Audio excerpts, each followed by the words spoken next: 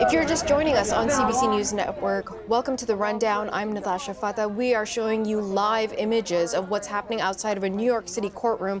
That on your screen right now is lawyer Gloria Allred. She is representing several of the victims, or survivors, we should say, of singer-songwriter R. Kelly. Now, the big breaking news just moments ago is that R. Kelly has been sentenced to 30 years in prison for his described sexual abuse of several underage girls. Now, CBC's Eli Glasner has been following all of the developments on the 6-week-long case, as well as the sentencing hearings today.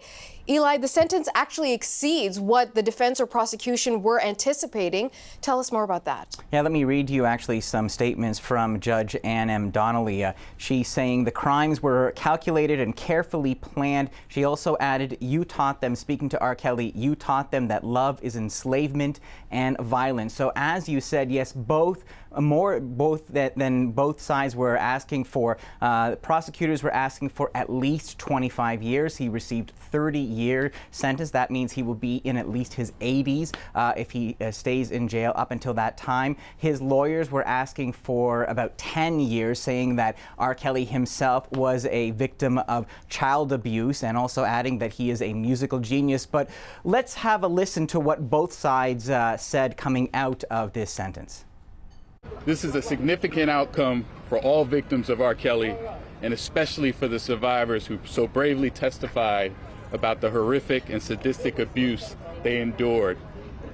R. Kelly is a predator, and as a result of our prosecution, he'll serve a long jail sentence for his crimes. Obviously, he's devastated. 30 years in prison is like a life sentence for him. But at the same time, we knew the government was asking for 25 years. We were prepared for what the judge might impose. So it didn't come as a great big surprise. We were prepared for it, and we are now prepared to fight this appeal. They are appealing that conviction of sex trafficking and racketeering. In their statement, Kelly's lawyer said that he was the son of a single mother. He grew up in a highly chaotic home. He was sexually abused, and that Kelly himself rejects that he's this monster. And there is, we should mention, many other trials still outstanding, separate cases, both federal and state, that Kelly is still facing that have yet to actually begin. So it's definitely a story we're going to continue to follow, Eli. But in this particular trial, so much disturbing testimony was brought to the surface.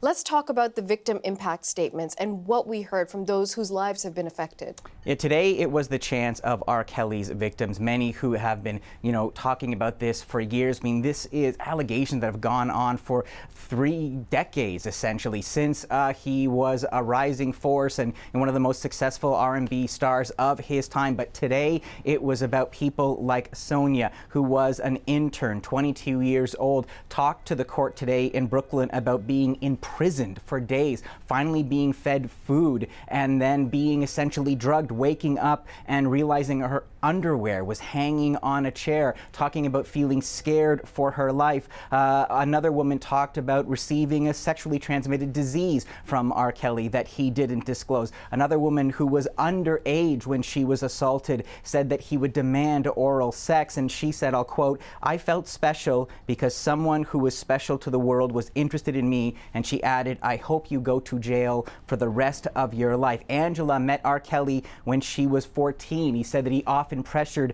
backup singers to have sex. He described him as a Pied Piper who lured children with money and celebrity. And so this is very much what we heard today from just a parade of women talking about how R. Kelly and the people around him leveraged his fame and celebrity, used that as an enticement to bring women and men into his circle and then abusing them. And so now the result of a long delayed trial, widely expected, guilty of sex trafficking and racketeering, a sentence of 30 years. And as I said, still outstanding trials that R. Kelly will still have to face.